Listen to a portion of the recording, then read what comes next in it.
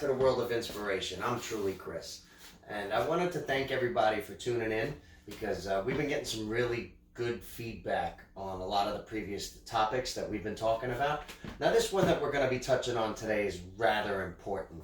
And I think that everyone you meet should tune into this if they get the opportunity, because this one is so powerful that it's going to change your life. Okay, so first, before we get into that, I want to once again thank all of our followers for staying with us, and I want to welcome anybody new that doesn't know exactly what it is that we do. But what we do here is we try to uplift the spirits of people who are feeling kind of down, and we really want to help people to feel better.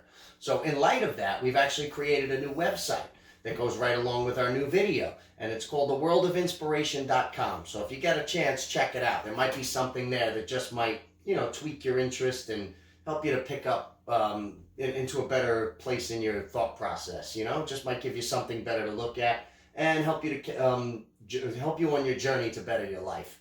So having said that, let's get into our topic. Today I want to get into the power of words. Okay? Now, I gotta say that words are very, very important.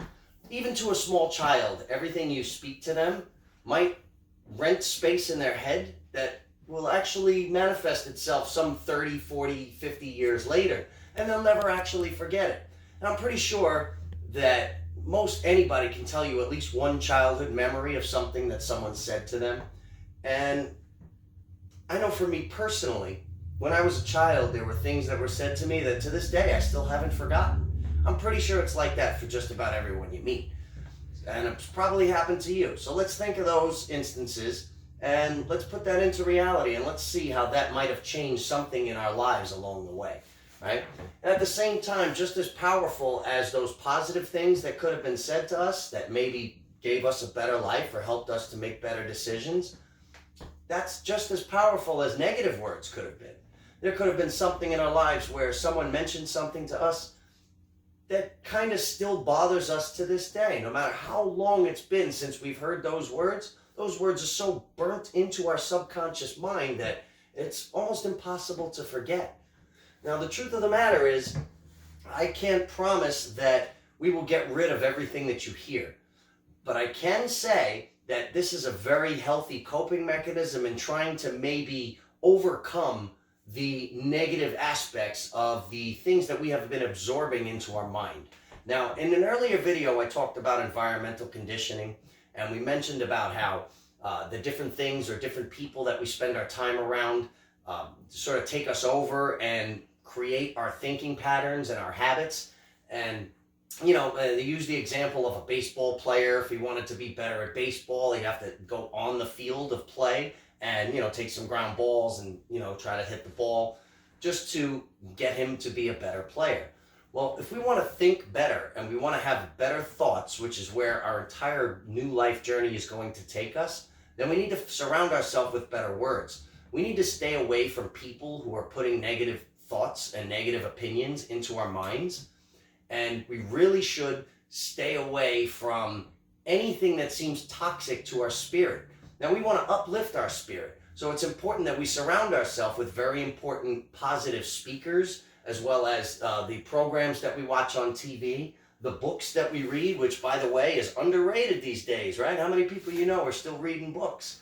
Well, maybe you should know a few more and you should become one yourself. This may really change the way you look at things. So what I have set up here is my personal library. And these are just a few of the things that I like to put into this mental factory of mine. And I find that everything we put into this mental factory is exactly what we will produce out into the world. So we have to be very, very careful what it is that we're putting in this mental factory. Would we allow someone to come right in our house and just start dumping garbage all over our floor? No, well, that's exactly what we do with people. We allow people's opinions and people's ideas and even the TV programs we watch to just show up and force their opinions on us and their ideology, and it's like dumping trash right into our mental factory. So what do you think we're really going to produce? So the idea here is to negate that, and we want to overcome that by putting in more powerful things. So for me, I believe in these little mantras, right? These little cliches and one-liners, and these are very beneficial to me because my mind is going to pick these up every time I glance at it. Even if I don't remember it now, I may remember it 10 years down the road. And this little phrase right here, just this one, says, you never know how strong you are until being strong is the only choice you have. You'd be surprised how many instances in my life this little wooden block here has got me out of a jam or helped me to think of a way to overcome a situation that I might have been dealing with. Now, this was a gift given to me, but what I did was I started to use it to create a collection. And it really opened my eyes and enlightened me to the type of information that I've been putting into my brain. Now, I gotta say, the books that I read are a great mechanism for juicing up the speed in my mind. Now, I can think faster, I can think better, and I'm by no means perfect, but I do think more often and more freely. And I am able to form my own opinions by getting different opinions. Now, I'm very open-minded to suggestion. However, I do need as much information as possible to make a proper decision. So I have better decision-making skills and better cognitive thinking abilities because of the context of which I am embracing into my mental factory. So really what I want to say to you is to be mindful. I really want people to be aware of their surroundings. For me, I avoid watching the news. I find that the news is one of the most negative things I could possibly put into my mind because the power of the words that they say have me feeling, ashamed of society and really embarrassed of the things that go on in the world. And if I listen to it long enough, it'll have me not even wanting to walk outside. So the power of my words, right? I find that if I use the words that I share with people in the wrong way, I can hurt someone so bad that they'll never speak to me again. And that's not really the life I want to live. However, I got to admit I'm not perfect and I may or may not have done that in the past. So I do try to avoid that behavior at all costs. So how do I do that? I stop surrounding myself with people who are giving me negative energy. I stop taking bad words in. If I keep putting bad words into me, that's all that's going to come back out. So I put good words in here. In the beginning was the Word. That is the most powerful thing that I can remember. And each of these words play a significant part in my speech pattern, in my vocabulary, in the way I convey a message, not just to you, but to everyone that I come across. Now, how do I want to come across to these people? How would I want to be an example to anyone that I could ever meet in my life? By giving them the wrong information? I don't find that to be very beneficial in any way. So I do my best to put as much good stuff in my head as I possibly can. And it's by no means easy and it takes a lot of work, but it's well worth the effort. It's well worth the time put in because the power of words can change a life. So if you could just take a minute and think about what words you might be saying to people, before you respond to people, or let me say before you react to people, try responding to people in a better manner. Respond to them with words that are a little bit wiser and a little bit more thought out than the ones that you would instinctively just put out into the world. Because the ones that are coming out in your instincts are the ones that you've been taking in. So by default, it's only going to change the world that you live in based on the information that you intake.